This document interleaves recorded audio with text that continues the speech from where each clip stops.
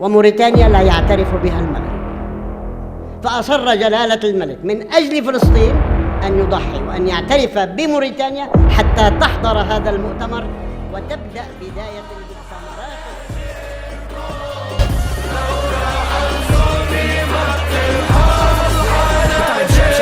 خليك يقول صراحة كي تطول الصوت بدم ولا خايف تبني لي حبسونو كونت اخي الدم فاير وقلب مشاو ما قدرش نشوف داخل اللي مصور تنقاس في العرش.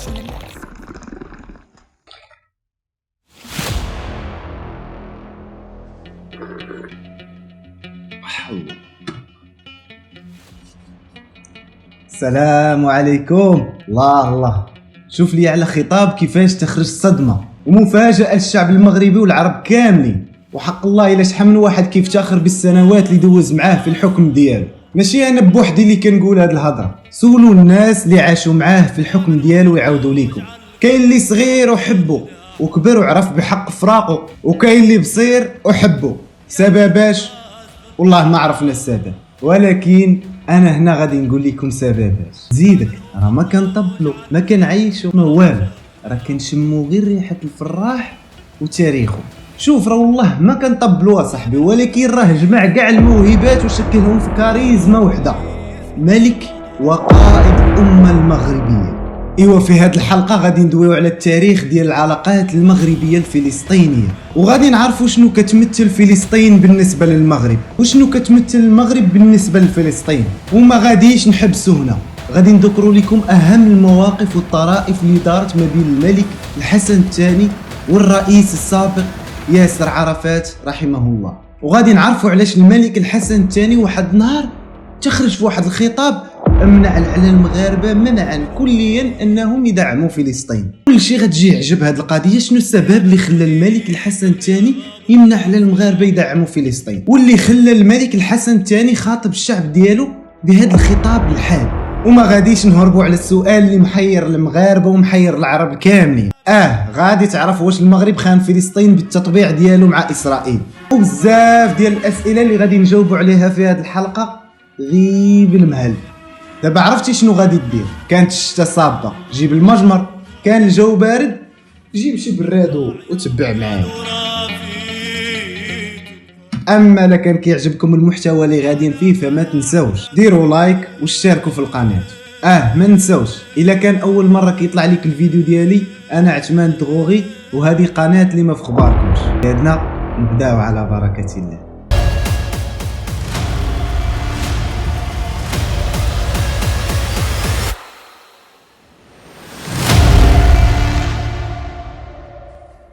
العلاقة بين المغرب وفلسطين الحبيبة عهد الأصدقاء والأوفياء. هي علاقة قديمة بزاف ومبنية على الحب صح. هادشي اللي عطا الله، كنبغيوهم وكيبغيونا، وإلا مشينا ترجعنا اللور شوية غادي تبورج. ايامات الحروب الصليبية على فلسطين، فاش المغاربة المجاهدين الأحرار اللي كيعرفوا بقيمة الأخ والصديق وقفوا مع القائد المغوار صلاح الدين الأيوبي، وهادشي ضد الصليبيين باش يرجعوا القدس اللي كانوا احتلوها في ديك الوقت. السلطان صلاح الدين الأيوبي في ديك الفترة كان طلب من السلطان المغربي هو يعقوب المنصور يزودوا بأساطيل بحرية باش يديروا حل مع هاد الصليبيين اللي فيهم الزعامة وما كيعرفوش شي حاجة سميتها الرحمة. وبالفعل سلطان المغرب تم استجاب للطلب ديال السلطان ناصر صلاح الدين الأيوبي، رسل له أساطير بحرية ورسل معاهم حتى الجنود المحاربين والمجاهدين المغاربة باش يشاركوا في هاد المعركة ضد الكفار والصليبيين، واللي سالت بانتصار ساحق للجيش الأيوبي ورجعت القدس بنجاح. ومن بعد هاد المعركة وقف السلطان صلاح الدين الأيوبي أمام الملأ وعرف وعزز بدور الجيش المغاربي، وقال باللي كان الدور ديالهم كبير في تحقيق الانتصار، لدرجة أنه ما خلاهمش يرجعوا للمغرب وعطاهم حي فين يعيشوا فيه تما في فلسطين، واللي تسمى بحي المغاربة. وإلا كنتي عارفها مزيان، ما كنتيش عارفها تمشي لجوجل وقول ليه راني ما عارفش فين جا حي المغاربة في فلسطين. وقيلا ما غيطلعش ليك، حيت قال لك فلسطين كاع ما دولة مستقلة، حيت الوقت اللي كانت سايرة تتحارب باش ترجع أراضيها من الصهاينة دفعوا طلب باش تكون دولة مستقلة. او دير روينة في هادشي، خاصو حلقة اخرى سميتها أرض فلسطين. كملوا دابا. والله يا أقصى عادتنا العازم للناصر، شربنا الشهادة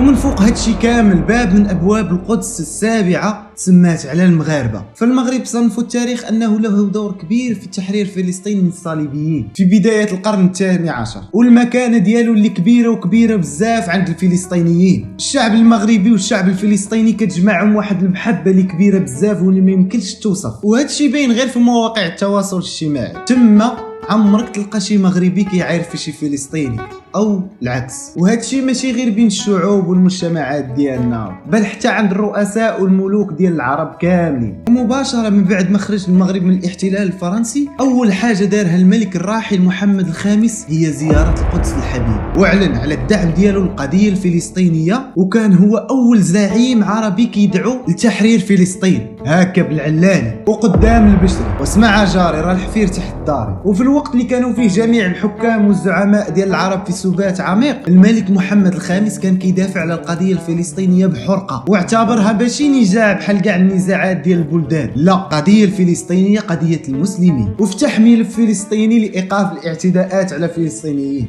سيدي في الوقت اللي كان كل شيء ناعس، هاد الهدنه ديال الحرب وشحال ما سمعتي راه الحرب كاينه ما بين الاسرائيليين والفلسطينيين، راه كان السبب ديالها راه هو هاد الدفاعات اللي كانوا كيداروا من شحال هادي من طرف المغرب تيدار حل بيناتهم زوج.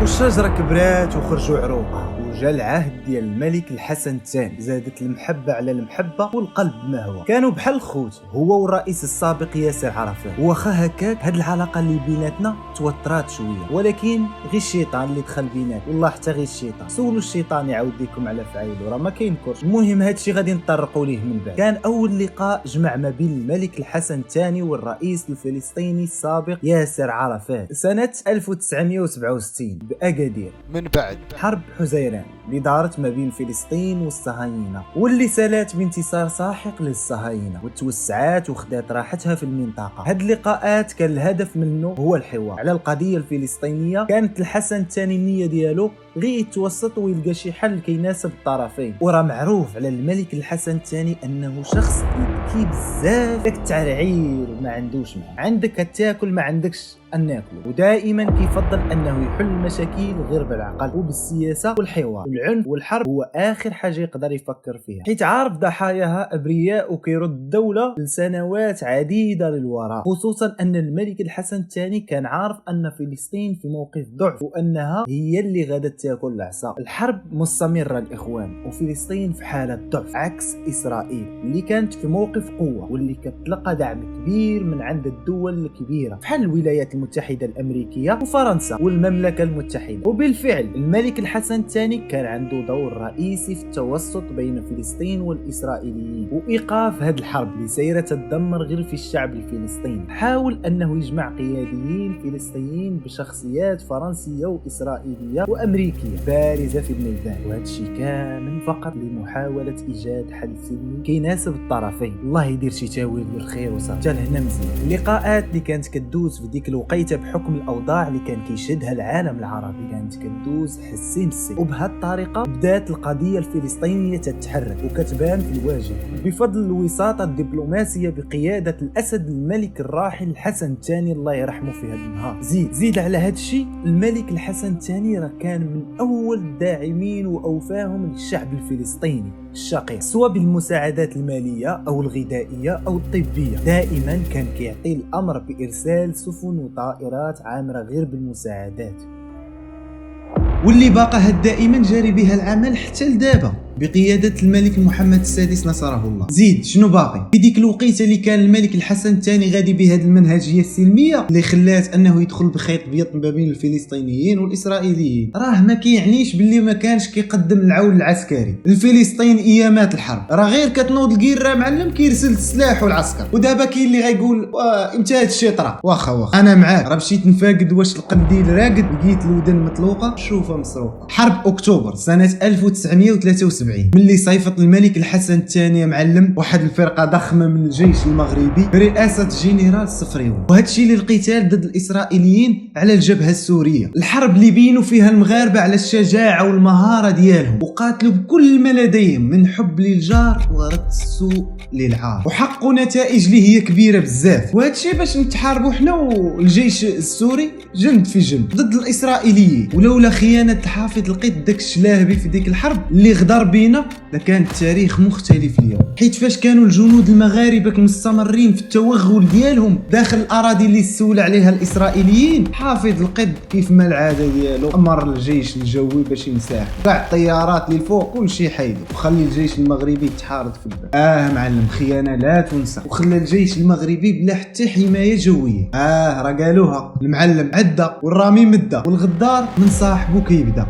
وياك ودني منك نراجع. السبب اللي خلى الجيش الاسرائيلي انه يقصف الجنود المغاربه بغمامه من واحد الرصاص، واللي استشهدوا من بعدها بالالاف المغاربه، وتسمات هذه العمليه هذه ودونها التاريخ حرف بحرف وشكلها انت كاع باسم قتل المغاربه. والمغاربه ما تحاربوش مع الفلسطينيين غير في حرب اكتوبر، بل من عام 1948 وهو كينخرط الجيش التطوعي ديالو مع كاع الجيوش المتطوعين ديال العرب للمشاركه في الحرب الاسرائيليه العربيه. وحتى في عام 1974 وفاش كانت المغرب هي الدولة المنظمة للقمة العربية، كانت القضية الفلسطينية هي القضية الأكثر مناقشة في الاجتماعات ديال هذه القمة. وفي هذه القمة بالضبط تم الاعتراف رسميا من الدول المشاركة في المنظمة التحرير الفلسطينية هي الممثل الوحيد والشرعي للشعب الفلسطيني. المغرب في هذه الفترة هذه كان كيحتضن الآلاف ديال الطلاب الفلسطينيين اللي كانوا كيدرسوا في المغرب بشكل مجاني، وكانت عندهم حتى المنحة الدراسية. وجميع الفلسطينيين المقيمين في المغرب كانوا كيتمتعوا بنفس الرعاية والحقوق اللي كانوا كيتمتعوا بها المغاربة. وإلا ما تاقش جاري يدير ملحف ويجي يشوف داري. ونزيد لا تكون عيتي، الملك الحسن الثاني كان كيصيفط أكثر من مرة مستشفى طبي عسكري للفلسطين، وهذا الشيء لتقديم المساعدات الطبيه اللازمه للشعب الفلسطيني. وفي عام قررت منظمه المؤتمر الاسلامي، هذه المنظمه الاسلاميه هي المنظمه اللي كتضم 57 دوله اسلاميه حول العالم. ما علينا، هذه المنظمه قررت انها تؤسس لجنه القدس، واللي كان الهدف منها هو حمايه القدس الشريف من المخططات والمؤتمرات الصهيونيه. واللي يمثل رئاسه لجنه القدس هو ملك المغرب الحسن الثاني، واللي انتقلت من بعد الوفاه ديالو لولده الملك محمد السادس نصره الله. وفي عام 1981 تعاقدت قمة الفاس الأولى هنايا في المغرب، وهذا الشيء بدعم من المملكة المغربية والمملكة الهاشمية الأردن، واللي كان الهدف منها هو مناقشة القضية الفلسطينية ومحاولة الوصول لحلول شاملة وتحقيق العدالة وإعطاء الحقوق المسلوبة للشعب الفلسطيني. ومن بعدها بعام وبالضبط 1982 تعاقدت في المغرب قمة فاس الثانية، وفيها تم المناقشة ديال أول مشروع عربي للسلام للدفاع عن دولة فلسطين، العاصمة ديالها هي قدس. وخطاب الملك الحسن الثاني في هذه القمة أعطى علاقة برمز المقاومة والصمود للرئيس الفلسطيني ياسر عرفات. وكنا دائما من الدعاة الأولين للتضامن وللسند وللوقوف جنبا إلى جنب مع الذين هم يستشهدون صباح مساء لتبقى كلمة الله هي العليا، ولتبقى راية الإسلام رافلة في جو من النصر والكرامة، وحتى تبقى وكذلك في عام 1988 دارت منظمة تحرير اجتماع المجلس الوطني، واللي تنظم في العاصمة الجزائرية على إنشاء ولأول مرة من السلطة الفلسطينية، واللي كانت المغرب اللي هي أول دولة كتعترف بها. وفي عام 1998 بمبادرة من رئيس لجنة القدس الملك الحسن الثاني رحمه الله تم تأسيس وكالة بيت المال القدس الشريف، واللي المقر ديالو في المغرب، والهدف منه هو جمع التبرعات للشعب الفلسطيني ودعم وتمويل ديال كاع المشاريع سواء في القطاعات ديال الصحة سواء قطاع الإسكان سواء قطاع التعليم إلى آخره. وأيضا كان الهدف منه هو المساهمة في الحفاظ على التراث الديني والحضاري لمدينة القدس. ومن النهار اللي تأسست فيه هذه المنظمة التبرعية بالمغرب كان المغرب دائما كيساهم بنسبة ديال 87% من نسبة ديال مجموع المساهمة المساهمات واللي كتجي من باقي الدول الاخرى. دابا فهمنا هادشي ياك المرضي. ايوا خلينا من المحبه وندوزو للخساره. فراق الحبيب هو اش جاي يدير؟ جاي يفرق الخوت في نصاصات الليل. دابا قول لينا وخيي شنو هو السبب اللي خلى الملك الحسن الثاني يغضب على ياسر العرفات؟ ودابا هنا غادي تعرف راه كلشي الا الوحده الترابيه ديال المملكه المغربيه ندوزوها ليك. ولكن فاش كتوصل للتراب ديال هاد البلاد راه كنغسلوا عليك يدينا. دابا فلسطين راه ما يمكنش تفرقنا عليهم شي حاجه، ولكن راه مجرد تعترف بالخماميس لهنا غاحبس نسى، ولدرجه انه هدد كل مغربي غادي يدعم فلسطين بالتلطيخ باب دارو ضد في داكشي اللي داروه واللي ما كيتذكرش. فهمتوا ولا ما فهمتوا والو؟ واخا انا غنعاود لكم. 1987 باش تم عقد أشغال المجلس الوطني الفلسطيني بالعاصمة الجزائرية الجزائر. اختار الملك الحسن الثاني المستشار ديالو أحمد بن سودة اللي كان هو اللي مكلف بكل الملف ديال الشرق الأوسط منها القضية الفلسطينية باش يمثل المغرب في هذا الاجتماع. ولكن بن سودة فاش مشى للجزائر باش يحضر لهذا الاجتماع غادي يتفاجئ بحضور ديال الزعيم جبهة الخمامس. في ديك الوقيته محمد عبد العزيز داخل القاعة، وزادت المفاجأة ديالو كبرت أكثر باش صح سلام تناض الرئيس الفلسطيني ياسر عرفات ناض سلم على الزعيم ديال الخماميس واعطاه الحق انه يلقي الكلمه ديالو في هذا المجلس. جاته من الجنه والناس، وقال في الكلمه ديالو ان الشعب الصحراوي كيعاني نفس معاناه فلسطين مع الاحتلال. وشوف هذا اش كيقصد، بغى يقول هنا زعما الاحتلال المغربي للصحراء على حساب ما كيتمتم. هنا ناض بن سودة غادي ينسحب على الفور، السلام عليكم، وغادي يمشي يصيفط برقيه للملك الحسن الثاني ويعاود ليه اشنو وقع بالتفصيل. الاخبار اللي غادي تغضب الملك الحسن الثاني بشده، وحيت الوحده الترابيه خط احمر على الملك ما دازتش على العشويه. من وراء ما وصلته الاخبار غادي يخرج يخطب على الشعب ديالو بالدارجه المغربيه، الخطاب اللي مازال عاقل عليه الاغلبيه ديال المغاربه اللي عاشوا في ذاك العصر. حيت في هذا الخطاب هذا غادي يهدد الملك الحسن الثاني الشعب ديالو باللي اي شخص غادي يدعم فلسطين سواء ماديا او رمزيا غادي تنتج لدخ باب دارو بالبراس اعزكم الله، كيف ما كانوا كيديروا المغاربه في العادات ديالهم القديمه. الملك الحسن الثاني ما وقفش هنا، أضاف في هذا الخطاب باللي المغرب عطى الأمر لجميع الممثلين الرسميين والغير رسميين ديالو باش إذا حضروا في شي حفل دولي وناض شي حد من الحضور كيتكلم على فلسطين ينصرفوا على الفور. شتي فين وصلت؟ بالفعل الملك الحسن الثاني في هذه الخطابات ديالو ما كانش كيتخيل أنه غتجيه شي دقة من عند الإخوان الفلسطينيين اللي دعمهم وساندهم وضحى على قبلهم شحال من مرة. ولكن من بعد فاش غادي تكشف المستور وترفع السرية على شي وثائق ديال المخابرات الامريكيه غادي تبين انه في ديك الفتره بالضبط المغرب كان مستهدف من عند بزاف ديال القادات العرب بحال القائد الليبي معمر القذافي والرئيس السوري الاسبق حافظ القط اللي كانوا كيخططوا بشكل سري باش يطيحوا النظام الملكي في المغرب والقذافي في ديك الفتره. وبحكم انه كان من الداعمين الاوائل لجبهه خماميس فكان كيقوم بابتزاز الرئيس الفلسطيني ياسر عرفات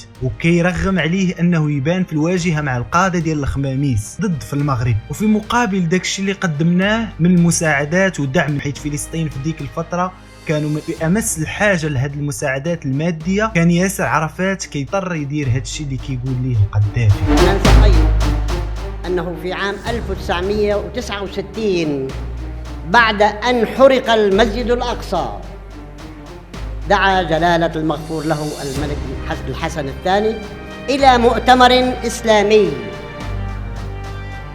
ليس إلى فقط الجامعة العربية وإنما إلى مؤتمر إسلامي. وكان في ذلك الوقت لابد أن تحضر موريتانيا، وموريتانيا لا يعترف بها المغرب، فأصر جلالة الملك من أجل فلسطين أن يضحي وأن يعترف بموريتانيا. ولكن من بعد ما غادي يتلاقى ياسر عرفات بالملك الحسن الثاني وغادي يعتذر منه ويطلب منه السماحه على هذا الشيء اللي دار، وحنا ماشي قلوبنا كحله، المسامح كريم، برر ليه الامر كيفاش توقع البلان وشكون مورا هذا الشيء. وهذا الاعتذار وهذا الاعتراف هو اللي غادي يخلي العلاقات المغربيه والفلسطينيه تستمر وترجع كيف ما كانت وحسن من اللي كانت كاع. ومن بعد الوفاه ديال الملك الحسن الثاني رحمه الله غادي يورثوا ولده الملك محمد السادس نصره الله اللي حتى هو غادي يستمر اكثر في دعم فلسطين والقضيه الفلسطينيه، وغادي يكون هو دائما السابق لتقديم يد العون للفلسطينيين، وهذا الشيء في جميع المجالات سواء على المستوى الغذائي او الطبي او المادي. والتطبيع المغرب مع اسرائيل ما عمره ما كان سبب في نقص هذا الدعم، بل على العكس كان كيزيد كل عام اكثر واكثر. وبالرغم من هذا التطبيع المغرب مازال كيدافع على القضيه الفلسطينيه وكيعترف بان القدس هي عاصمه فلسطين. وغير هاد الايامات من شهر نوفمبر سنه 2022 غادي يخرج الملك محمد السادس وغادي يقول في الخطاب ديالو ان المغرب يدعم الحق الفلسطينيين في دوله مستقله عاصمتها القدس والشعب الفلسطيني. وهذه القضيه الفلسطينيه راه كتعتبر كيف ما قلنا قبل القضيه الاولى بالنسبه ليه، ودائما كيخرجوا اخواننا الفلسطينيين بالتصريحات ديالهم عبر مواقع التواصل الاجتماعي وكيبينوا على الحب ديالهم للمغرب. ونزيدك المنتخب المغربي راه كيتعتبر افضل منتخب بالنسبه للفلسطينيين من بعد المنتخب ديالهم، وكيشجعونا في كاع المباريات ديال المنتخب. الحمد لله الشعب المغربي اخوه وكيجمعهم حب اللي كبير وكبير بزاف وما عمره ما غادي يتغير. خدينا المحبه من عند الصغير والكبير وخداو المحبه ديال الامه المغربيه، فلسطين والمغرب ومغرب وفلسطين. ومهما حاولوا بعض الدول وشي خماميس عرفناش نسميوهم يا العواد بالله. المهم كيف ما كانوا يشعلوا العافيه ويزرعوا الفتنه ما بين الشعوب، راه سيبقى المغرب مملكه لها سياده، لها شعبها، لها ملكها. راه اكثر من نصف المغرب راه ما كيعرفكمش حيت باقي ما لقاو سميه باش يسميوكم. ايوا وعيه تلعمى سير وخلي. حتى لهنا سيادنا غادي نكون وصلنا لنهايه هذه الحلقه. الا عجبك المحتوى اللي كندير ما تنساش دير لايك الفيديو وبارطاجي الفيديو مع الناس اللي ما في اخبارهمش، وبالطبع ما تنساوش تخليو لينا الاراء ديالكم في التعاليق. حتى لهنا نقول لكم ولنا ميعاد ان شاء الله. يا الله.